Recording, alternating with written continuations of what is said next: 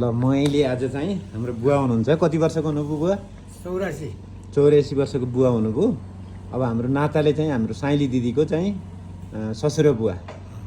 अब म सानो हुँदाखेरि चाहिँ उहाँको घरमा जाने, बस्ने, खाने एकदमै मलाई चाहिँ माया लाग्ने, एकदमै मनपर्ने बुवा।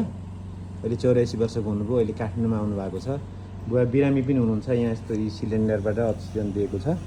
मैले जहिले पनि भेट्ने अवसर पाएको छु। यो अहिले चाहिँ यो चाहिँ झन् ठुलो अवसर मिल्यो, भेट्ने अवसर मिल्यो बुवासँग। म चाहिँ एकदमै खुसी छु बुवा हजुरलाई भेटेर। अनि तपाईँलाई कस्तो छ अहिले खास यो अक्सिजन चलेको छ? कति समय भयो बुवालाई यस्तो? अक्सिजन चलेको भयो 1.5 वर्ष। 1.5 वर्ष भयो हुन्छ। हजुरहरू काठमाडौँ बस्न थाल्यो कति भयो बुवा? काठमाडौँबाट त 2.5 वर्ष थियो। 2.5 वर्ष भयो है। अब अहिले तपाईँको चाहिँ त्यत्रो वर्ष गाउँतिर बस्नुभयो, घरतिरको याद त कतिको आउँछ? घरतिर याद त आउँछ पनि, जानियो पनि। मर्नेलाई त उयो गरेर पछाडि नै हो, उयो गरे पछाडि नि हो। आफ्नो जन्मठाउँमा जन्मठाउँ आफ्नो ड्युटीसँग उयो गरेर चौरासी गरिन्छ, धुपबत्ती गरिन्छ, उयो जाने हो। 84 कहिले गर्ने त बुवा? यही दसैँ गर्ने, यही दसैँमा पक्का गर्ने हो। गर्ने। अब गाउँमा त पुरै त्यो घरमा त सबै वरिपरि पुरै घाँस उम्रेर अब सबै अस्तव्यस्त भए भन्नुहुन्छ। यस्तो त बनाइन्छ घर, बनाएर बन्ने हो। हो हाल्नु दारी फाल्छौँ, कपाल फाल्छौँ, राम्रो हुन्छ गरेर दारी कपाल पालेपछि कस्ता हुन्छ। बुवाले हँसाउनु भयो। खाना त आनन्दले खानुहुन्छ होइन? बेसरी एक थप भात खाइन्छ बेसरी। ए भने त बुवाको हेल्थ अब हेर्दाखेरि त राम्रै देखिन्छ त, हजुरको स्वास्थ्य त त्यस्तो गडबडी जस्तो त देखिँदैन। छैन। अस्ति के भएर हस्पिटल जानुभयो त नि? अस्ति त्यसै झ्याम्मै हान्छु, निसाम हुन्छु। बेला बेला निसाम हुनुहुन्छ है? ए हस्पिटल जानु पर्यो निसाम भइसकेपछि।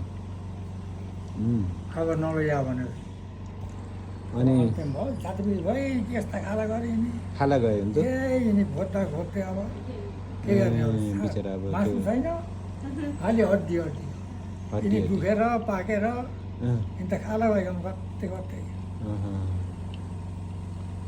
त्यही त नि बुवाको चाहिँ अब सबैजना यति हुनुहुन्छ कि बुवा त खुसी नै हुनुहुन्छ होइन? काठमाडौँमा 25-26 जना छ नि। काठमाडौँमा 25-26 जना भान्जा भान्जी, नाति नातिना, नातिनीहरू, नाति, छोरा, बुहारी सबै गरेर 25 जना 26 जना खाली हुन्न होइन? कहाँ यहाँ त के मेलो पर त बच्छ गरे यहाँ त बच्छ हो। त्यसो भए अब गाउँतिर कहिले कहिले जान्छ नि बुवा? गाउँ कहिले जान्छ नि? गाउँ त पानी बसेपछि पानी बसेपछि जाने। असल लाग्छ। कसलाई लिएर जानुहुन्छ त अब यहाँ दिदीहरू सबै यहाँ हुनुहुन्छ? मबाट लाग्छ यस्तै छन् यस्तै। कौनी बुहारीले लिएर जानुहुन्छ? जान्छन् सबै, चौरासी हो गर जानु पऱ्यो, घर लिप्नु पऱ्यो, बनाउनु पऱ्यो, टोकरी कुट्नु पऱ्यो, निम्ता गर्नु पऱ्यो। हामीलाई निम्ता गर्न होला नि? त्यो कुरा छ त्यो। तिमीलाई त बोलाउने हेलिकप्टर पठाइदिने भन्थ्यो।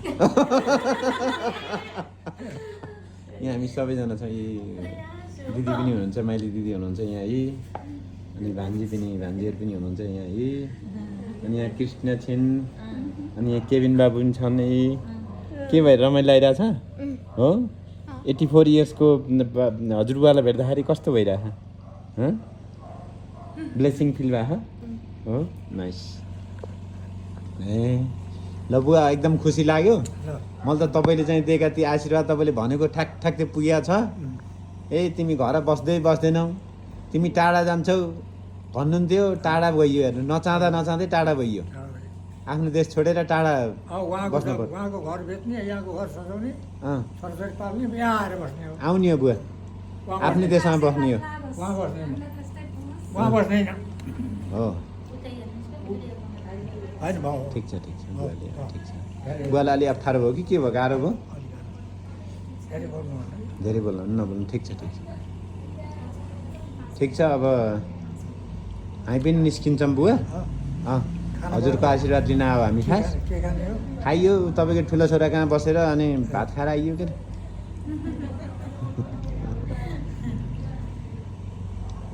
अरू त्यो घर खाली गरेर मलाई त्यहाँ गएर बसेर भनेको थिएँ, भाडा पनि तिर्नु नपर्ने, मजाले एउटा बस्छु लिएर। त्यो कस्तो घर हाम्रो घर हो, कस्तो खाली छ छैन। हुन्छ, के भएर हजुरलाई चाहिँ अब बस्ने नि मकर जाँदा साल फालिदिन्छु बसेर। हुन्छ, के भएर हजुरलाई लड राख्नुलाई नि के हो र?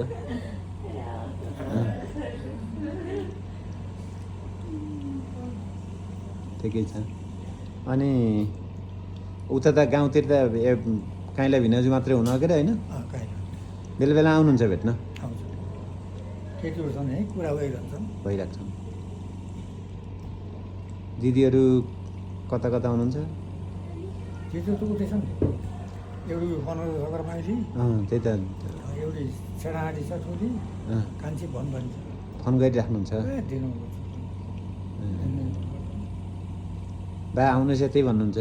आउनुहोस् त भन्नु उहाँ अबिन त उही छ के चल्छ भन्छ कस्तो छ भन्छ आज कस्तो छ भन्छ पुरै त घर भयो अरू पैसा पुरै हो। अलिअलि छटपट्टि हुन्छ बुवा विगतका ती भैँसी पालेको घाँस काटेको सबै कुरा देख्दा? हुन्न तर गर्ने बेला जति बिति गरियो गरियो। अब त्यो लय नै अब नसकेपछि के गर्ने? अब यही बुहारी देखाएन कत्रा पछि थिए एउटा बाख्रो लिएर भनेको कस्तो बाख्रो थियो तिनी 1 महिनालाई भनेर छोडेको। अब यसले गर्दाखेरि अब गयो सबै छोडियो त्यो बाख्रा बिग्यो त्यस्तो लाग्छ अहिले त्यो बाख्रा कसले काटेर खायो भने चाहिँ टक्क नर्काउ भने चिन्ता पाउँथ्यो भने फेरि त्यसले कस्तो एकदम मान्छे जस्तो त्यो फुक्यो भने त्यसले पिछे नगयो भने ठ्याक्कै अड्कलेर खाने व्रत नखाने फाँडो लगाएर पकाएर दियो ठिक्कै अड्कलेर खाने हो फेरि खाने बरु धेरै नखाने घाँस पनि खाने घाँस खाने त्यस्तो पाएको